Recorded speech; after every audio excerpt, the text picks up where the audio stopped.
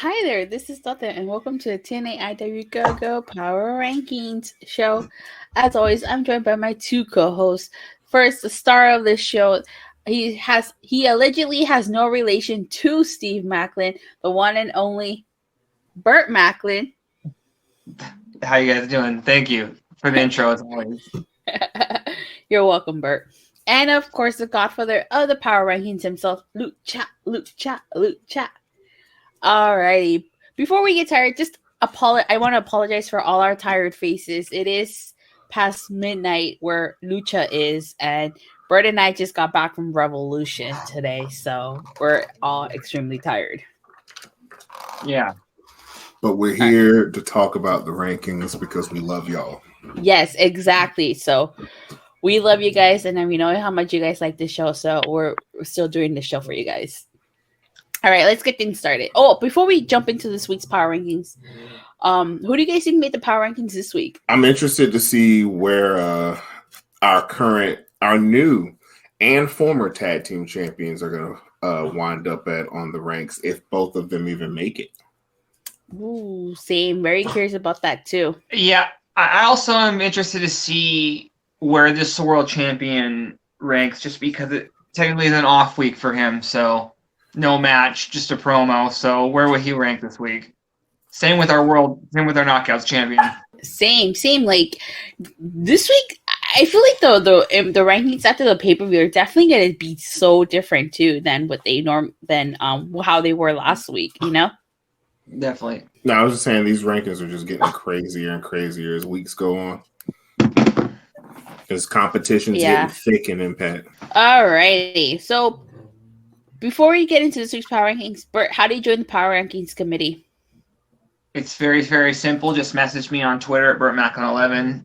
If you're an Impact fan already, I would assume so. If you're watching the show and hit me up, just message me on Twitter and we'll get you in the rankings. That's all you need to do, and then just get a quick top 10 out for us every week. So Burt Maclin 11. Unfortunately, the Burt signal is still not available. It's under construction, so yeah, you have to message him. See, I have some insight, some insider information on this Burt signal though. They had these like crazy LED lights that they were putting in it, but it just like made the thing that holds the light like really fucking hot. So they have to figure out some other situation. Exactly. The technology's not there yet. I told them to just use Burt's future to shine the light, and they were like, yeah, we can't do that. All right, so with that being said, let's get into these Power Rankings.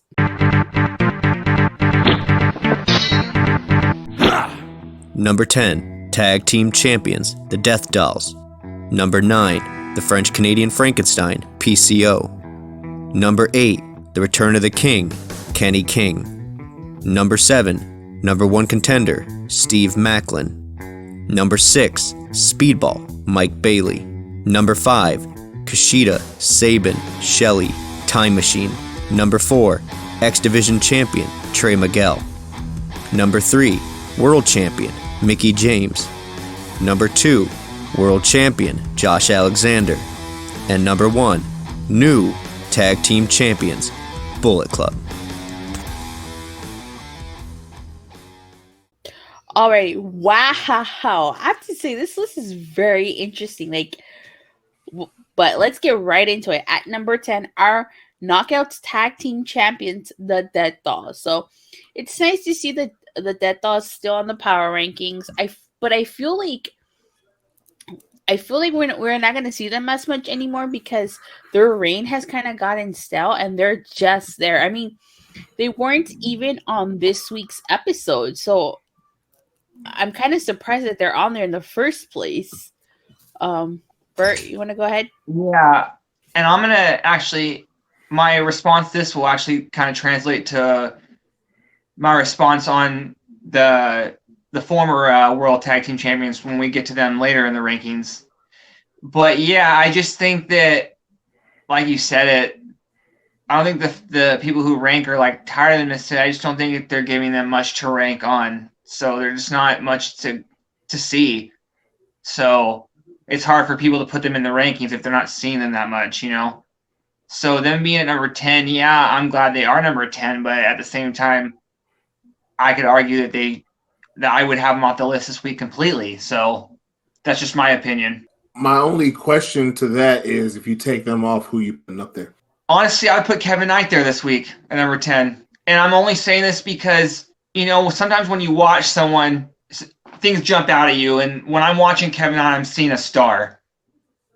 You know what I mean? And he looked, and again, I think Kenny King, I think I've heard you and Jeff say it too. I think Kenny King's in his best run in impacts right now. And so he's just going out there and he's at that level where anytime he steps in the ring with someone, he's making them look good because he's looking good. So I think Kevin Knight just further looked like a star. So, and then I'll just say this: I think having a match goes a lot farther than even cutting a promo, and the Death Dolls didn't even do that. So that's why I would have Kevin Knight number 10 this week over Death Dolls, even though they're the champions. For reasons that I can't explain at the moment, I actually had Heath and Rhino as my number 10, and didn't have the Death Dolls till later. And to go back to the Kevin Knight thing, like, I love me some Kevin Knight. Like, I agree, dude is gonna be a star. But like, these power rankings are too prestigious to have guys with a good upside at number 10, replacing champions nonetheless. Yes. So respectfully disagree on that one. Yeah. Why can't you tell us the reasons why you had Heath and Rhino? I mean, it just felt right, for me to put them at number 10. Oh baby. Okay. I think we're going to get some sort of program with Rhino and Violent by Design, so I could see Heath jumping in there. You know what I mean? So I get Lucha's reason putting him in it, you know what I mean? Just because, we haven't seen. Baby. We haven't, Oh, baby. That's it. Okay. Yeah. But before we move on, to go back to Kevin Knight has been impressive in he might have lost the matches that he's had so far, but he's been super impressive. And honestly, I can see Kevin Knight getting a big win in Impact at some point and making the power rankings. And like how you both said, Kevin Knight is going to be a star. Yeah. He's got to get that one high quality win, especially if it's someone who is ranked. Like, let's say Kenny King, or even against Rich Swann, or maybe even like number 9, the French Canadian Frankenstein, PCO, who had a match against Trey Miguel. Very good match. Unfortunately, the match ended in DQ. So, your guys' thoughts on PCO being number 9? I'm not with it. I'm not gonna lie with you. I'm not with it at all. Like, he didn't really have a result, what I'm saying, in his match, or he won, but it was by DQ, because there's an asterisk there. Yeah, I feel like there were more deserving people that should have been at this spot and probably subsequently other spots. It's like here, I actually put the former champs at number 9 on mine, based off the fact that, and they lost at No Surrender as Time Machine. And then you want to couple that with the fact that they just lost their straps as well. Like, I gave them that main event bump that seems to have become a thing, but that only got them number 9. And you forgot to mention they just became PCW Tag Team Champions over the weekend.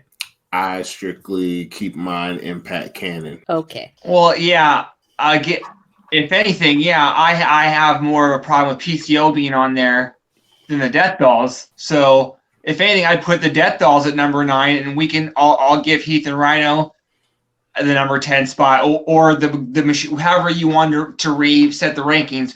But let me just say about more or less about PCO, and I would have had Eddie Edwards, because thank God for Eddie Edwards. He must be a big Trey Miguel fan, because he saved this man's life this night.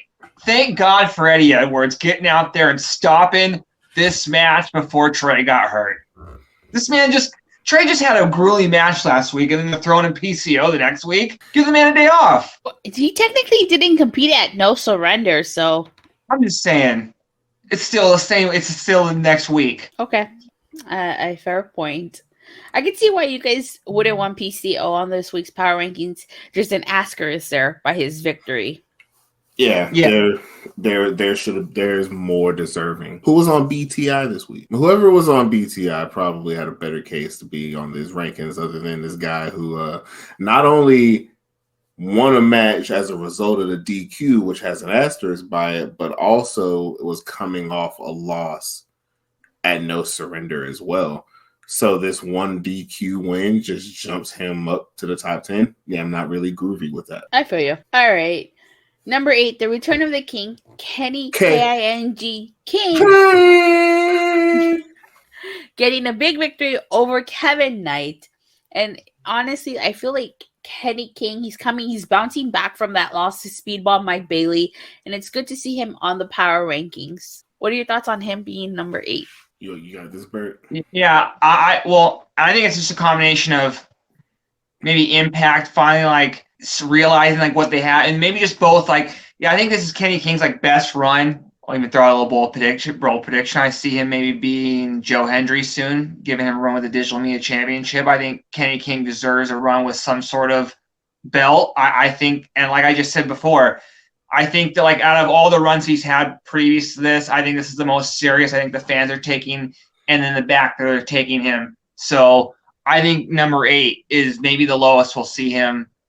Like, I think he'll be a future player in the rankings going forward. Maybe not every week, but when he's here, I think he'll be higher than 8. I think that him being a number 8 is a travesty. Look at all this. Look at all this praise that we've just been giving this man being on the best run of his best Impact run of his career and all this stuff. And then the guy he beat, the one that we're sitting here just ready to crown as the next big thing, you know what I'm saying? The guy that Burt would put in top 10 over the tag champs. So, like, if that's the case, and we're gonna live by Burt's power rankings and put Kevin Knight at 10, for Kenny King to beat number 10, someone who's also in this power rankings, that's gotta like put you a few notches higher than where you are. So just based off of that, I had Kenny King at 5 on mine because I see the role that my man has been going on longer than last week. Like, I'm looking in the months past, I'm looking at how his trajectory just keeps going up even when he loses. So I think I'm sorry. I think it was kind of apparent to me during the Honor No More run where like there was a lot of promos where he just kind of took over. You know what I mean? Like, I think his promo time has always been there, but I think it's on another level now, his promo game. And yeah, I think he kind of really, I'm glad that they're letting him shine now. He absolutely deserves it. To add on to what you guys said, I definitely do agree. Kenny King does deserve it, and I feel like when he was with an Honor No More, yeah, he cut a lot of good promos and had promo time. But I feel like they gave the rub more to PCO as when he because you guys remember during that time he had his battles with Jonah, and now Kenny King is getting his time to shine. You know, of everybody that stayed, him and PCO, I feel like Kenny King is doing a little bit better than PCO. I honestly think Kenny King is having a better run than PCO in Impact currently. Yeah, I would agree. Thanks for agreeing with me. I hope that someday I can make as many great points as you two do, because you guys just bring up so much excellent points that I don't even know if I should disagree or agree. And it's hard to argue sometimes. You just take this wealth of knowledge and just cultivate it, and just like, your job is to take this and mold it into this beautiful 30 to 45 minute show. So at number 7, our number 1 contender, Steve Maclin, who unfortunately this week did not have a match and disappeared in a backstage segment with Josh Alexander, telling him to hold on to that title because he doesn't want to just be Impact champion.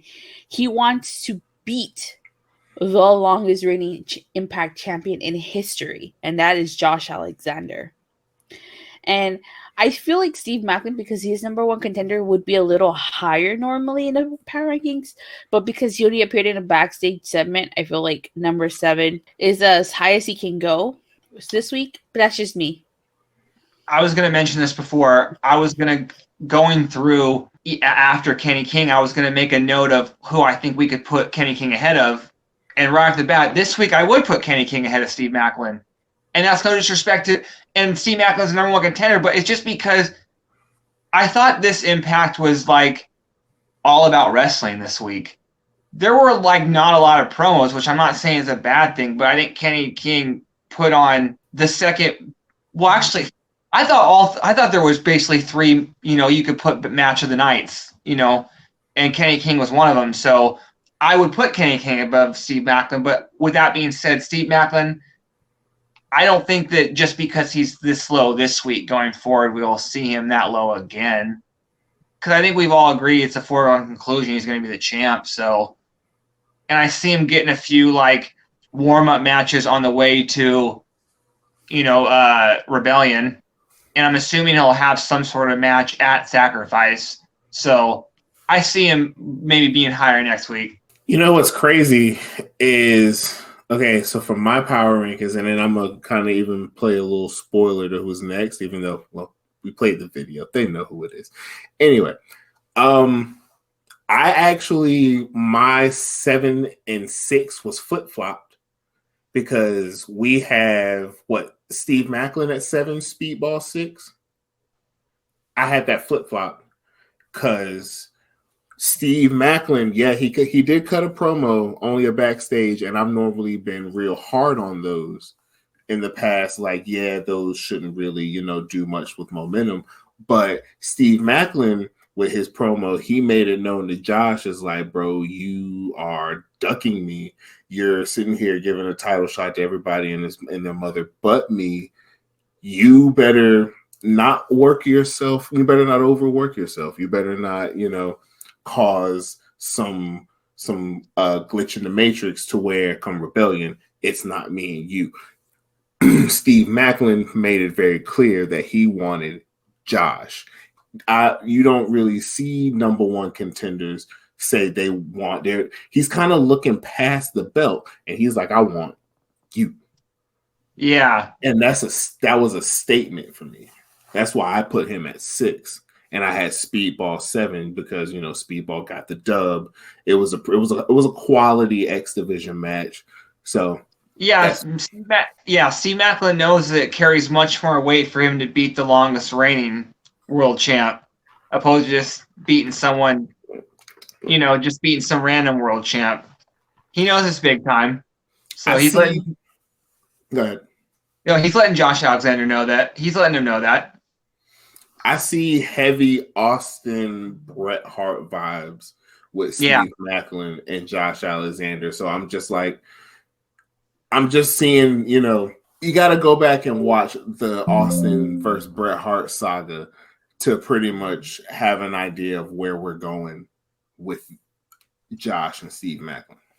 Well, I definitely can see a situation where, like, after Josh, if Steve wins, Josh gets a rematch, loses that. I can definitely see a situation of Josh coming back and with almost like you said, like a heel turn. Oh, the fans not appreciating him enough when he was, you know what I mean? Like, I can definitely, and I think Josh could totally pull something like that off. So, yeah, I'm with you on that. Steve Maclin's going to be Josh Alexander in his home country of Canada. If you say so. But we're not here for bookings. We're here for ranking. That is true. I'm just throwing that out there. All right. Number 6, Speedball Mike Bailey, who Burt and I actually saw at an indie show at West Coast Pro Wrestling. And we saw him come out to Brass Monkey, the monkey, which was actually really, really cool to see him come out to Brass Monkey. But anywho, this week he got a big victory over Shane Hayes. I have to say that was a really good match. I'm not too familiar with Shane Hayes, but he was formerly Shane Thorne, right? And but even then, like, I'm not too familiar with him yet. Like, I didn't get a chance to see what he could do, and we saw what he can do. And he lost, but he looked incredible in my opinion. And Speedball just, like, I saw him dominate Speedball like nobody's really dominated Speedball before. Yeah, right. Like, he was really matching.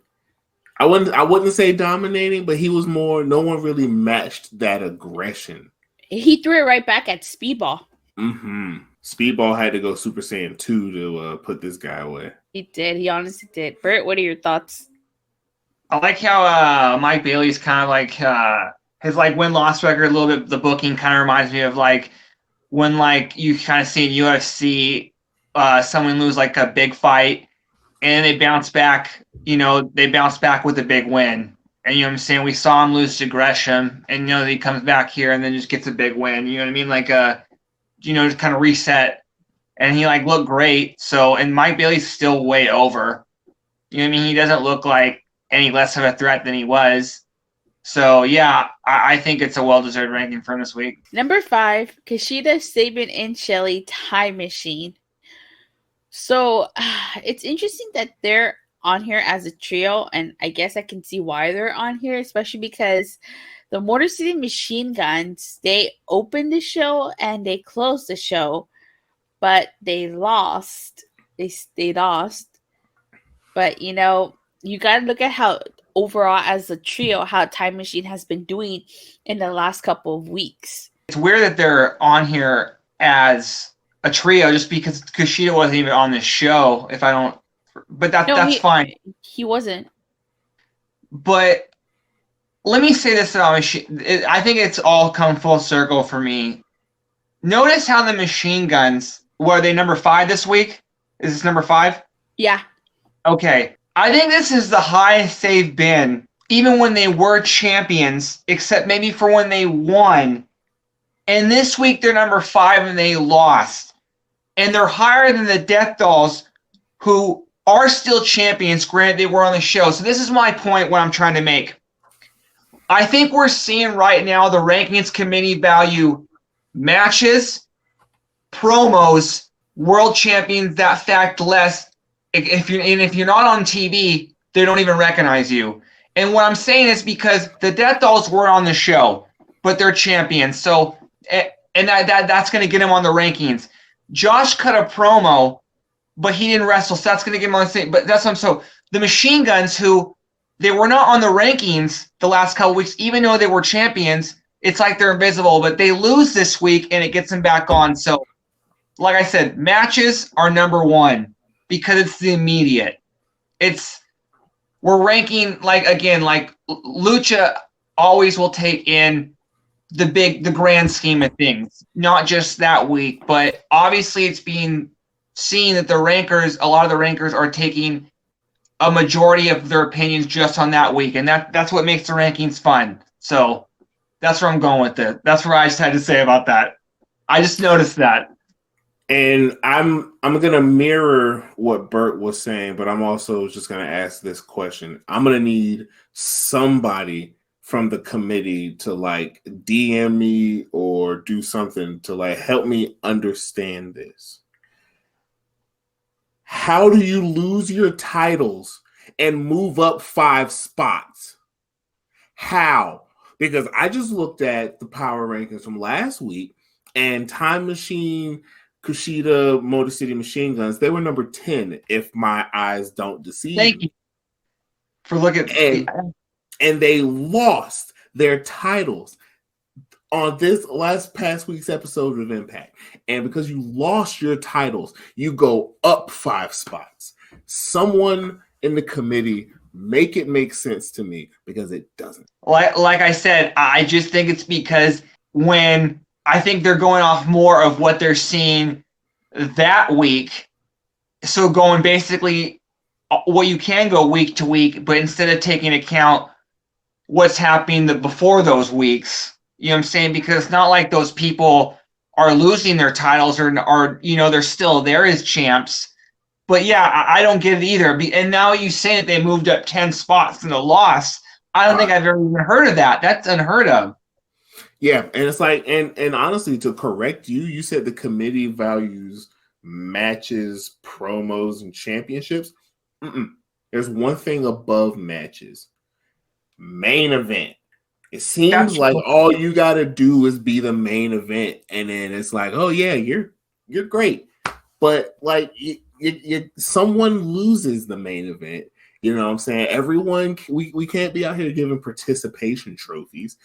Like, we can't be out here. So what if Johnny Singer's in the main event? What if Johnny Singer's in the main event and he loses? That's why. Oh, yeah. He better not touch the top 10. I still wouldn't put him in the top 20. That's why it's going to be interesting to see. I'm going to keep a note. If who we think is going to be number one are number one, let's see where they're at next week and the week after that. Let's see where they put, even if they're even recognized next week. And if they don't hit the top 10, we should, if they're like 11th and 12th, we should make a point to point that out. Okay. And I will each give you guys the full screen so you can rant all you want next week, if that's the case. Damn right. Number 4, X Division champion Trey Miguel, who I feel like has been on the run of his life. He's killing it being a heel, Trey Miguel. However, he did lose the match to PCO, but there's an asterisk right there because the match ended in DQ thanks to Eddie Edwards in getting involved in this match. Burt, do you want to go first? No, I'll let Lucha take this one. I went first last time. I mean, and I do agree. This Trey Miguel that we're getting here, Trey Miguel understood that the only thing that matters is winning belts and putting up stats on the power rankings, and he's been doing both with a high accuracy. So I like what my man is doing. The fact that he even had to do this match, honestly, is crazy. Like, my man got attacked. All he did was just talk some stuff at No Surrender, and then he gets assaulted, and they reward PCO by giving him this match and giving him a spot in the top 10, for crying out loud. Like, it's just a lot of controversy. It was just a travesty, but it's good to see Trey Miguel still dominating on the power rankings. Yeah, no, definitely. And when you're a heel, less is definitely more in the sense that, like, he doesn't need to be out there every week. Just in terms of, he doesn't need to be getting hurt in these. And like I said, he shouldn't even have a match. Let the guy take a breather. So, like I said, maybe, and again, I'm the one that puts a little more stock in champions. So him being number 4 is perfectly fine with me. He is. I think this X Division run, even though it might not be as quite as long as his first one, I don't think it doesn't matter because I think this one is a lot more impactful. So number 4, perfect spot. Very well said, Burt. Very well said. All right, our number 3, our Knockouts World Champion Mickie James, who she cut an in-ring promo and then was confronted by the Black Widow Giselle Shaw. And Giselle accused Mickie of ducking her, even though Mickie says she beat her.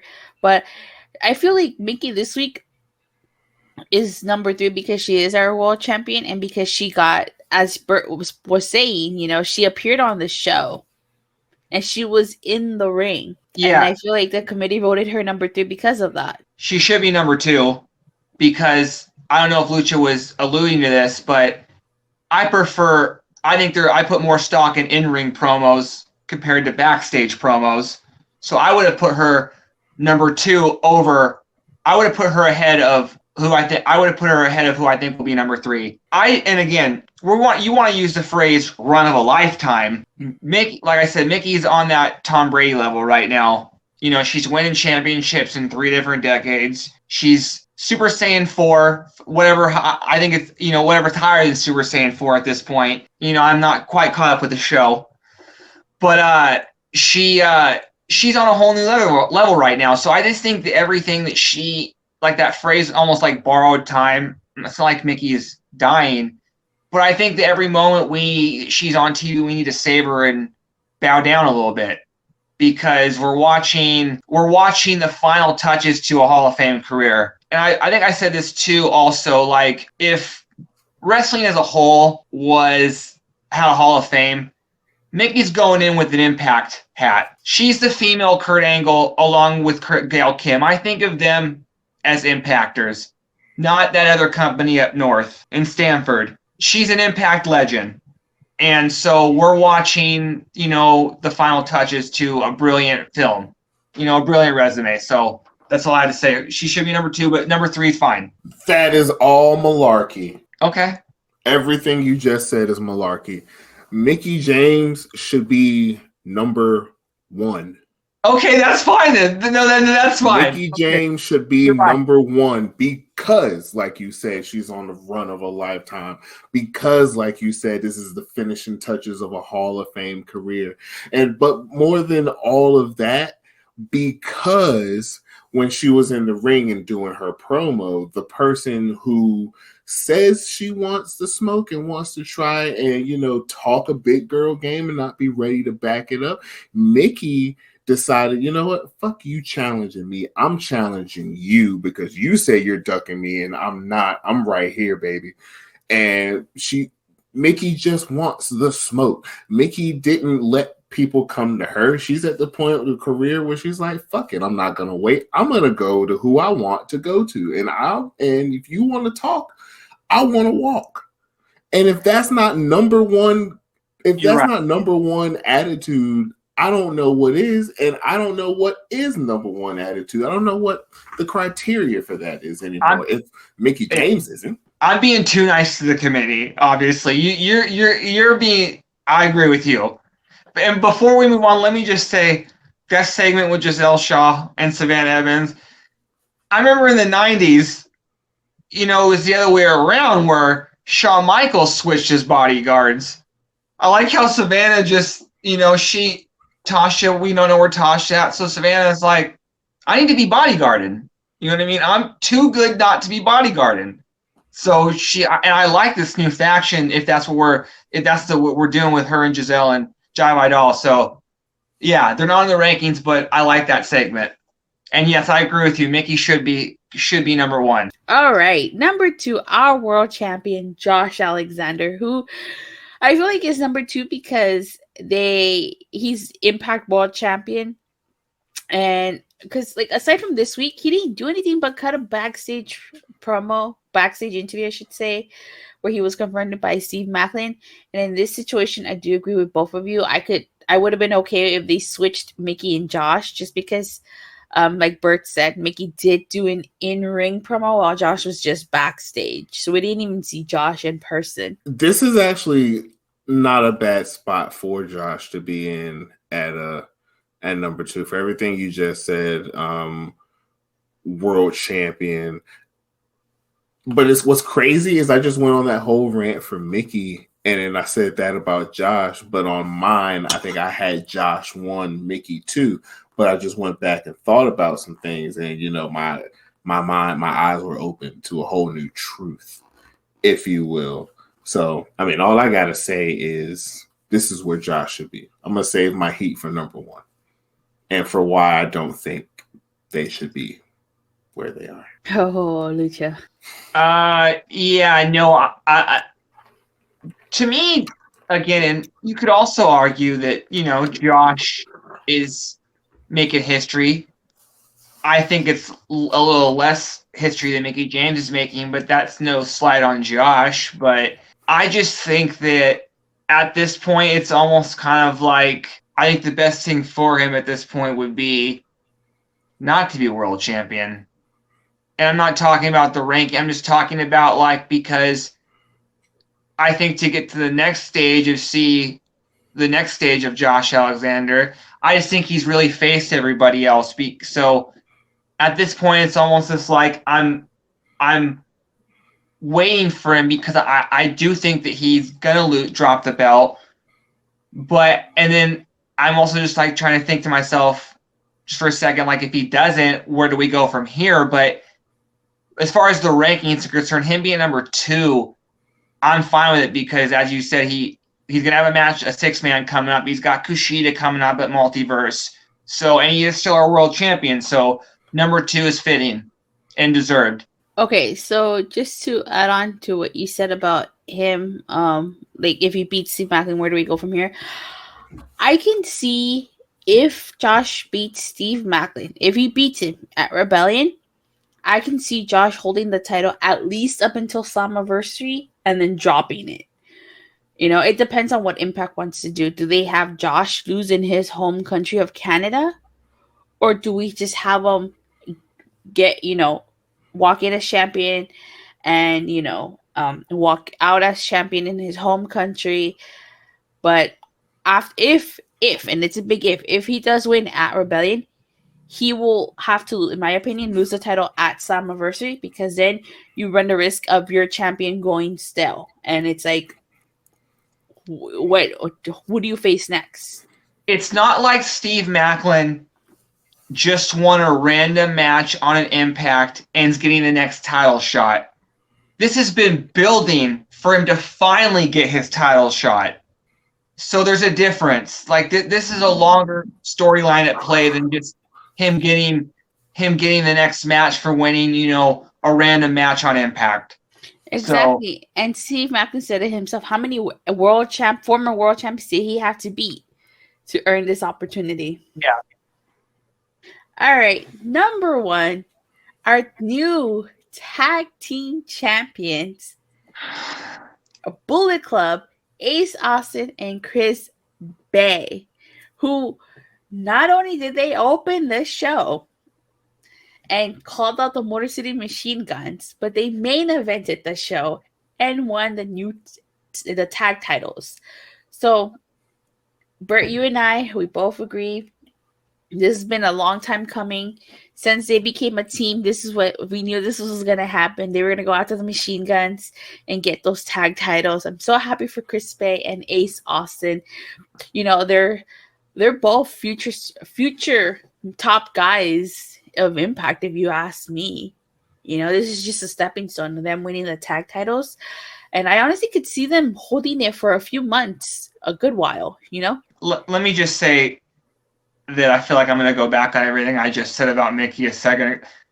This will be the last time that I'm going to make a big deal about the main event winner, because I think it was more than just them winning the main event, becoming the tag team champions. I think they came out and they cut fire-ass promo. Like, those were top-notch. That was top-notch shit. Like, Bay and Ace laying down their history. Ace taking his jacket off and showing the I Beat Chris Sabin shirt.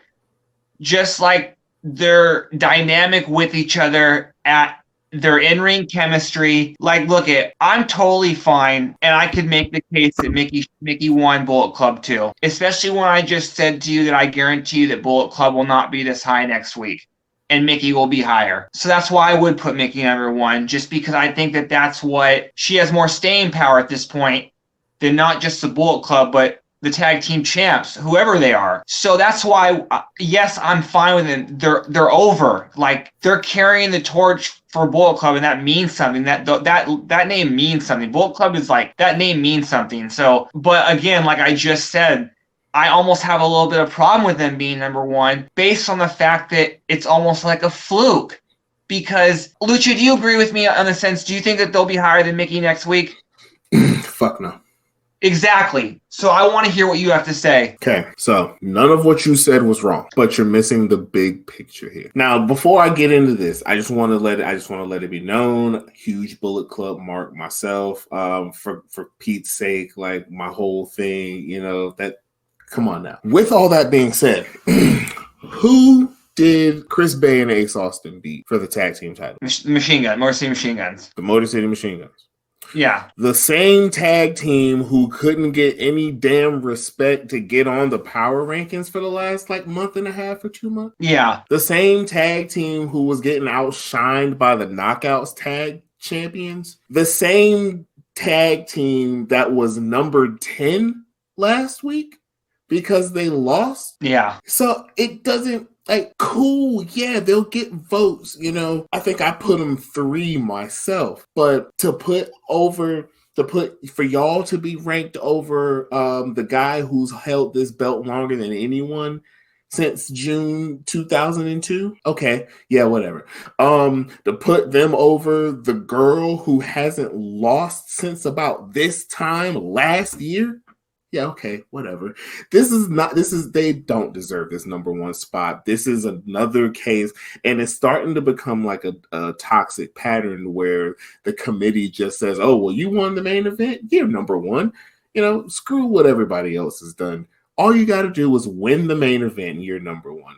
But, okay, well, to kind of counter what you're saying, so you're saying that every week the number one's going to be the same. So no one will have an opportunity to be number one ever, because Mickie James deserves just to be number one, is what you're saying. No one else will be number one, is what you're saying. And I think that would make the power rankings kind of boring, if you ask me, because Mickie James is always going to be number one. So nobody else does will matter, because they will never have that number one spot, because it belongs to Mickie James. No. Hold on. That is what you said is valid. But then let me flip that on you. So all you got to do to be number one in the power rankings is win the main event? Well, it gives people different opportunities to be number one. Because honestly, like, okay, so Mickie James is number one every week. So then why even have a top 10? You might as well have a top 9 if she's gonna be number one all the time. Well, that's not me saying I wouldn't necessarily put her number one, every week, because like we were saying earlier in the show, Trey Miguel is on a run of his lifetime right now. Josh has held this belt longer than anyone since June 2002. We got cats like, Kenny King, who's been on runs. We got guys who have been on runs that have been longer than 3 months that are fighting. Where was Joe Hendry this week? Yeah, see, I think there's guys that are fighting.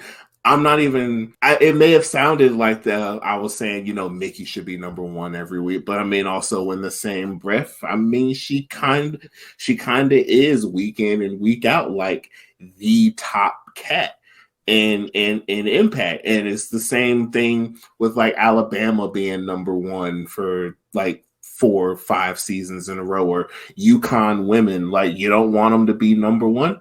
Fucking beat them. What reference? What are you referencing? They make it to dominant sports teams that had a stranglehold on the number one spot in their rankings. Let me just look a little inside, I think, from Lucha's point, because me and him are both in the rankings committee. It's not so much him saying Mickie should be number one every week. It's where she is relative every week. And let me just, what I mean is, like, too much is paying attention to what's happening now.